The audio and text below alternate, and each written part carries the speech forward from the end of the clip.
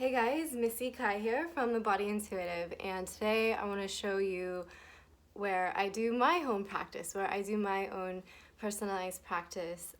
So I live in Los Angeles and rent is really expensive here and housing is hard to find. So I am in a studio apartment, which I actually love. I'm a bit of a minimalist, so I like things to be functional and stylish at the same time.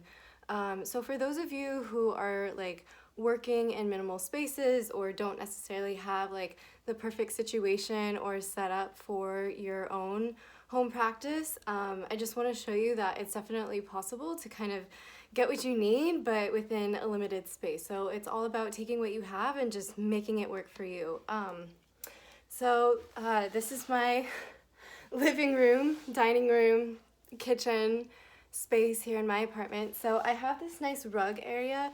I have a yoga mat here in the corner, but I don't find myself taking out my yoga mat here in my apartment that much. I actually just really like practicing on this rug because it's like kind of grippy.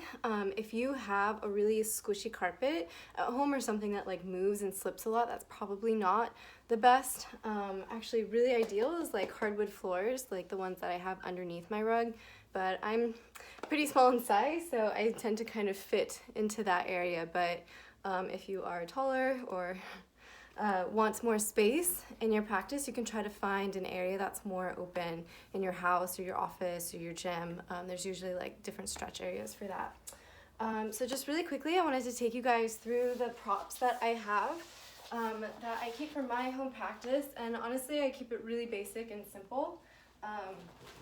I have a couple different straps, so the different colors are like just different tensions of the bands to play with. So I have a light band and a heavier band depending on the exercise.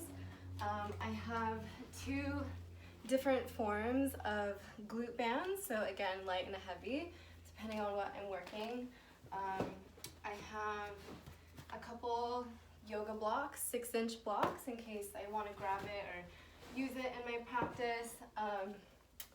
I know foam rolling is not my first recommendation of how you should be spending your practice time, but I do find it really nice just to get a little bit of back extension. So I have just a really small foam roller here in my house.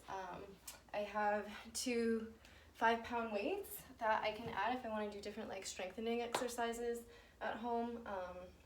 I find if I'm really doing like active mobility training, like a little bit of weight can really affect things a lot. And yeah, just like a little portable speaker here that I hook up to my iPad. So literally my setup is super simple. I put my iPad right where you guys are, where the camera is right now. And if I'm taking an online class, I'll just follow along with the video. If I kind of want to just dance around and do more free form movement, I'll just use this space here. Or if I want to be outside, I don't always want to be inside. The great part about living in Los Angeles is that it's really nice for a long part of the year. So I do have a little patio outside. It's like just long enough to fit a yoga mat. So sometimes I'll go out there and do more like meditation or breathwork practices. I have like a nice cozy cushion where I can just kind of relax and bring my energy back to center. So if I'm not feeling like a super active practice, or if like I just have a lot of anxiety that day or something, I'll just go outside and breathe for a few moments, and it feels very private and serene for me.